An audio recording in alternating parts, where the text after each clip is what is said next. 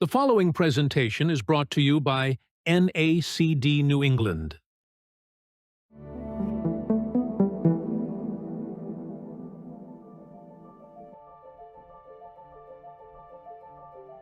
Anne is a consummate convener, but also a quiet laser beam.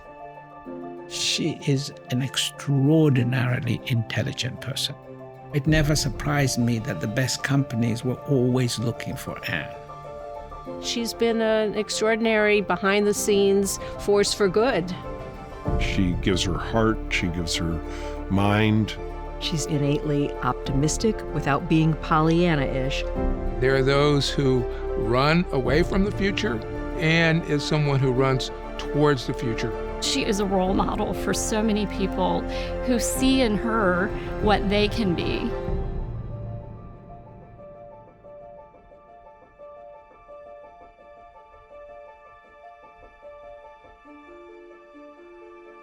I'm really inspired by Anne Fudge because she's this incredible, successful businesswoman.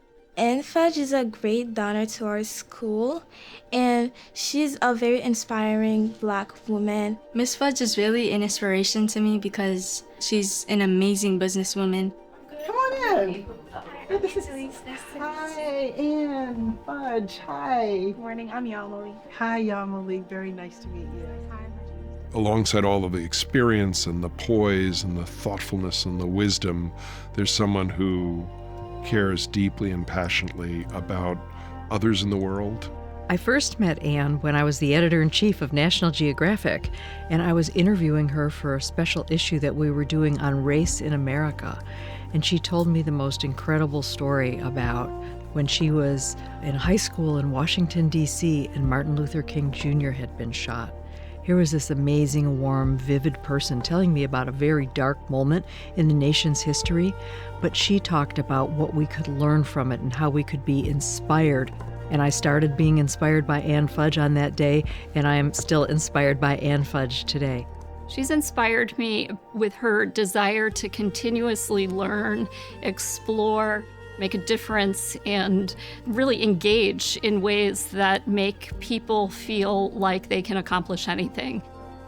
At Northrop Grumman, our mission statement is that we define possible, and Anne is such a good embodiment of that. When I went to business school, I had a 1-year-old and a 4-year-old. My dad said, "What are you doing?" And I said, "Oh, don't worry. When you're young, you believe you can do anything." And the lesson from that is you can do anything you set your mind to. I've known Anne 20 plus years now. We first met when I joined the Rockefeller Foundation board. And then I joined her on the Unilever board, where she was the senior director. The executives and managers respected her for her depth of knowledge. If you lead a nonprofit enterprise and a board, you always have your eyes set on attracting the most talented, interesting, capable, and insightful people to your board. So what I quickly realized was that everybody wanted Anne on their board. Anne is remarkable. And when you look at the definition of remarkable, it's one who's worthy of attention.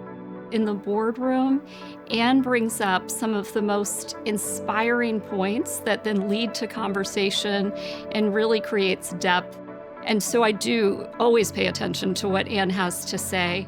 She has an ability to say, this is when you use your voice, this is when you step back. She has judgment and character, and she strengthens the people around her. She is smart as a whip. She doesn't miss anything. She is devoted and dedicated. She does her homework, and she brings enormous experience and knowledge and commitment to her various board roles. Anne is wise and practical and down to earth. It's real-life leadership, solving real-life problems, because she solved those problems herself as a corporate leader. There's enormous humanity and kindness in her approach. People just like Anne. They like being associated with her. They like working with her. And she is sort of a den mother. The way that she leads is with joy. It's really remarkable. Every community that she touches, every room that she enters, she leaves better. I really did want to know what obstacles you faced when you were trying to find yourself. When I was in high school, I went to Amsterdam, I went to London, I went to Paris, I went to Berlin, and it just fundamentally changed my life in terms of how I thought about things, because I was only one of a few Black girls in my high school class, and so you learn to adapt. All these experiences, even when I was in high school, gave me sort of a courage and a strength.